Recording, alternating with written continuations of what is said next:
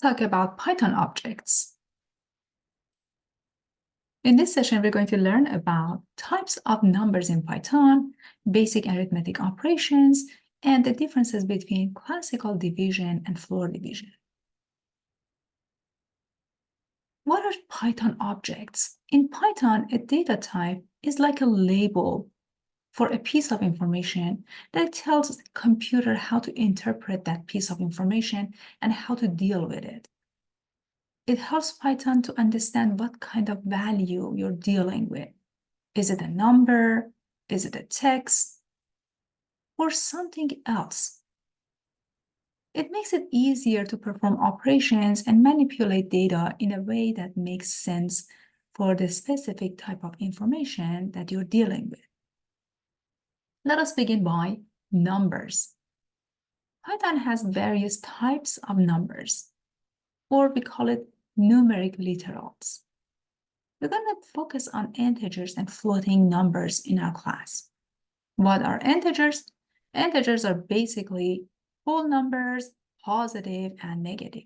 When we are talking about whole numbers, it starts from 0. For example, 9, -2 are examples of integers. Floating numbers or floating point numbers in Python have decimal point.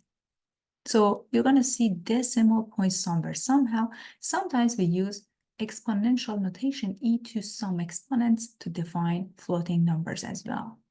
For example, 0.7, -2.09, or 4 times e to power 3, which we're using our calculator. It means that we are multiplying 4 by 10 raised to power 3. These are all examples of floating point numbers in Python.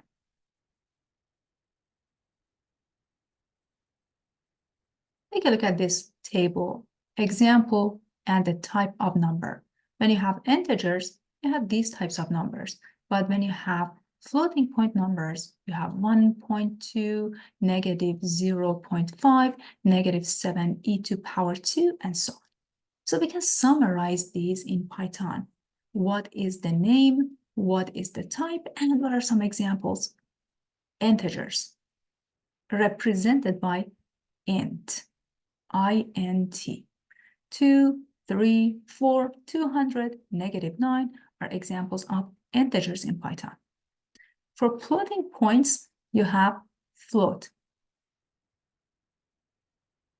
So when you're looking for the type of the number, you get float as type of 3.5, 9.0, 0.7.